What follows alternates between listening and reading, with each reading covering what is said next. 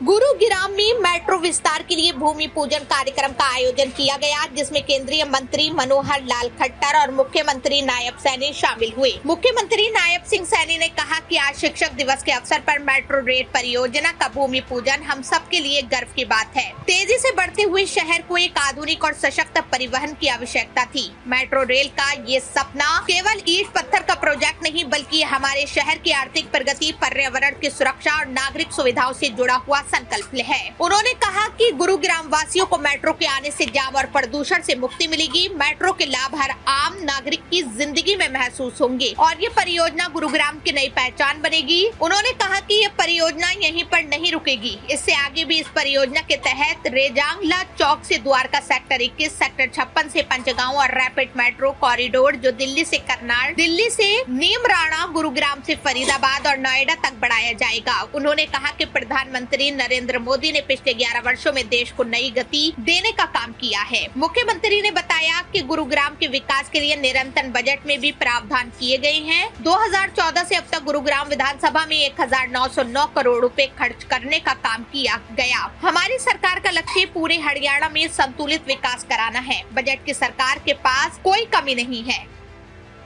गुरुग्राम में मेट्रो विस्तार के लिए भूमि पूजन कार्यक्रम का आयोजन किया गया, जिसमें केंद्रीय मंत्री मनोहर लाल खट्टर और मुख्यमंत्री नायब सैनी शामिल हुए। मुख्यमंत्री नायब सिंह सैनी ने कहा कि आज शिक्षक दिवस के अवसर पर मेट्रो रेल परियोजना का भूमि पूजन हम सब के लिए गर्व की बात है। तेजी से बढ़ते हुए शहर को एक आधुनिक और सशक्त परिवहन की आवश्यकता थी। मेट्रो रेल का ये सपना केवल ईंट पत्थर का प्रोजेक्ट नहीं, बल्कि हमारे शहर की आर्थिक प्रगति, पर्यावरण की सुरक्षा और नागरिक सुविधाओं से जुड़ा हुआ संकल्प है। उन्होंने कहा कि गुरुग्राम वासियों को मेट्रो के आने से जाम और प्रदूषण से मुक्ति मिलेगी। मेट्रो के लाभ हर आम नागरिक की जिंदगी में महसूस होंगे और ये परियोजना गुरुग्राम की नई पहचान बनेगी। उन्होंने कहा कि ये परियोजना यहीं पर नहीं रुकेगी, इससे आगे भी इस परियोजना के तहत रेजांगला चौक से द्वारका सेक्टर 21, सेक्टर 56 से पंचगांव और रैपिड मेट्रो कॉरिडोर जो दिल्ली से करनाल, दिल्ली से नीमराणा, गुरुग्राम से फरीदाबाद और नोएडा तक बढ़ाया जाएगा। उन्होंने कहा कि प्रधानमंत्री नरेंद्र मोदी ने पिछले 11 वर्षों में देश को नई गति देने का काम किया है। मुख्यमंत्री ने बताया कि गुरुग्राम के विकास के लिए निरंतर बजट में भी प्रावधान किए गए हैं। 2014 से अब तक गुरुग्राम विधानसभा में 1909 करोड़ रुपए खर्च करने का काम किया गया। हमारी सरकार का लक्ष्य पूरे हरियाणा में संतुलित विकास कराना है। बजट की सरकार के पास कोई कमी नहीं है।